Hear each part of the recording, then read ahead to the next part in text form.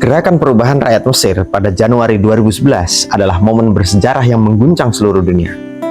Jutaan warga turun ke jalan menuntut keadilan, kebebasan, dan penghapusan rezim otoriter. Namun, setelah lebih dari 1 dekade, hasilnya masih jauh dari harapan. Rezim berganti, tetapi pola penindasan tetap bertahan. Mesir kembali berada di bawah kendali militer dan ruang kebebasan semakin sempit. Hal ini menunjukkan perbedaan besar antara perubahan spontan yang lahir dari kemarahan rakyat dan perubahan yang dibangun atas dasar kesadaran ideologis dan visi perubahan yang jelas. Perubahan bisa meledak, tetapi tanpa arah. Ia mudah ditunggangi oleh kepentingan elit dan kekuatan asing. Sebaliknya, perubahan yang berakar pada kesadaran politik dan nilai Islam akan mampu membentuk ulang masyarakat dan negara.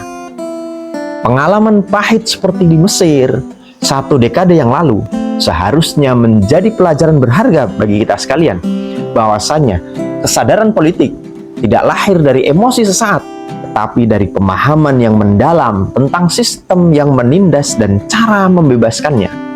Di Maroko misalnya, gerakan rakyat mulai bangkit, namun sebagian aktivis masih terjebak dalam narasi yang membebaskan raja dari tanggung jawab. Padahal pemerintah berjalan atas perintahnya.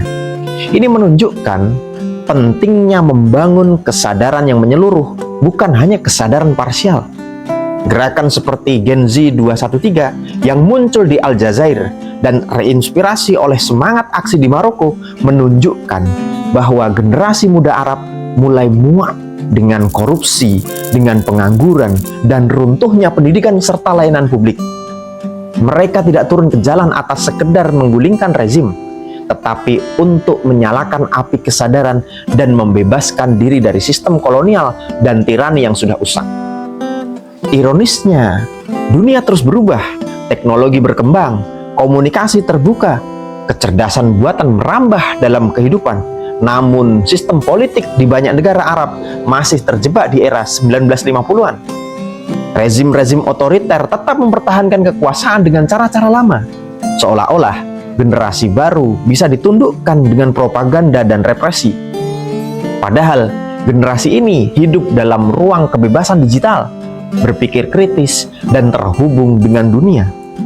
Mereka tidak bisa lagi dibungkam dengan narasi-narasi lama. Yang dibutuhkan adalah terbentuknya kesadaran yang hakiki, yaitu gerakan yang tidak hanya menolak kezaliman, tetapi juga menawarkan visi baru tentang masyarakat yang adil, yang merdeka, dan beradab, yang hanya dilandaskan pada Islam. Maka kita doakan saja perubahan-perubahan yang terjadi di negeri-negeri Islam, negeri-negeri kaum muslimin, itu merupakan perubahan yang didasarkan pada kesadaran ideologis yang jelas, yaitu kesadaran terhadap Islam. Semoga